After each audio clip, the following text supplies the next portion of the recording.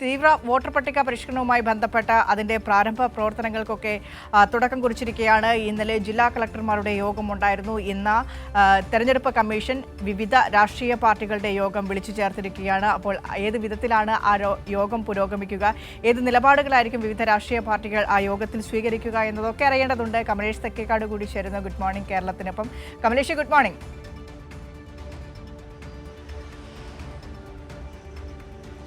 Very good morning Vinisha.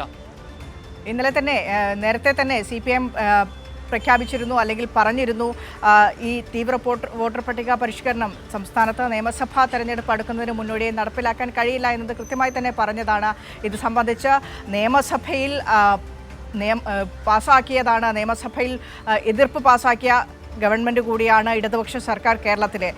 അക്കണക്കിന് LDFും UDFും ഇന്ന് നടക്കുന്ന രാഷ്ട്രീയ പാർട്ടി യോഗത്തിൽ എന്തായാലും ആ എതിർപ്പുമായി മുന്നോട്ട് പോകാൻ തന്നെയായിരിക്കും തീരുമാനം.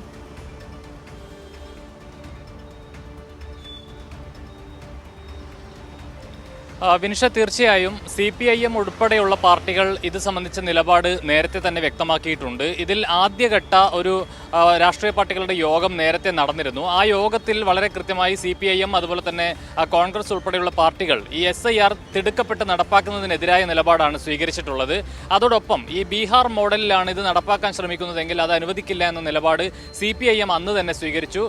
ഇതിന്റെ ഭാഗമായി ഏറ്റവും പ്രധാനമായും CPIM ആവശ്യപ്പെട്ടിരുന്നത് ഇതിൽ അർഹരായ ആളുകളെ ബോധപൂർവം ഒഴിവാക്കുന്ന ഒരു സ്ഥിതി ഉണ്ടായിട്ടുണ്ട്.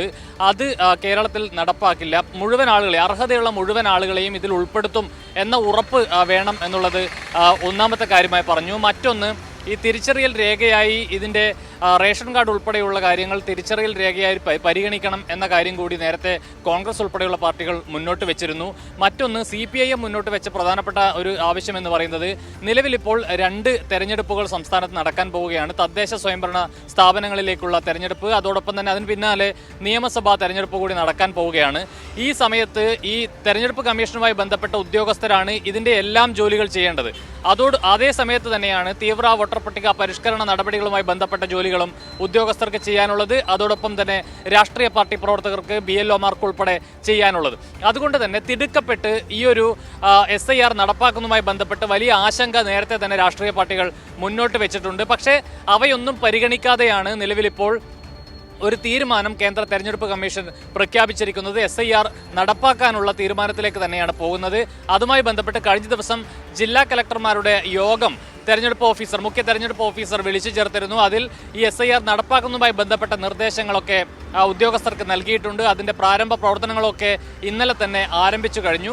അതിനുശേഷമാണ് ഇന്ന് രാവിലെ 11 മണിയോടുകൂടി ഈ രാഷ്ട്രീയ പാർട്ടികളുടെ, അതായത് ദേശീയ സംസ്ഥാന രാഷ്ട്രീയ പാർട്ടികളുടെ യോഗം തെരഞ്ഞെടുപ്പ് ഓഫീസർ വിളിച്ചു ചേർത്തിട്ടുള്ളത്. ആ യോഗത്തിൽ വളരെ കൃത്യമായ നേരത്തെ എടുത്ത നിലപാട് തന്നെ ഈ രാഷ്ട്രീയ പാർട്ടികൾ മുന്നോട്ട് വെക്കാനുള്ള സാധ്യതയാണ് കാണുന്നത്. ഏറ്റവും പ്രധാനപ്പെട്ട ഒരു കാര്യം എന്ന് പറയുന്നത്, ഇതിൽ കേന്ദ്ര സർക്കാരിൻ്റെ ഒരു ഹിഡൻ അജണ്ട, അതായത് ചില ബോധപൂർവമായ ചില ശ്രമങ്ങൾ, ചില ഒളിച്ചുകടത്തലുകൾ ഇതിനകത്തുണ്ട്, SIRനകത്തുണ്ട്. അർഹരായ ആളുകളെ ഇതിൽ നിന്നും ഒഴിവാക്കാനുള്ള ഒരു ശ്രമമുണ്ട്. ആ നിലയിലുള്ള ആക്ഷേപം നേരത്തെ തന്നെ ഉയർന്നു വന്നിട്ടുണ്ട്. ബീഹാറിൽ ഉൾപ്പെടെ അത് വലിയ വിഷയമായി വരികയും ചെയ്തിട്ടുള്ളതാണ്.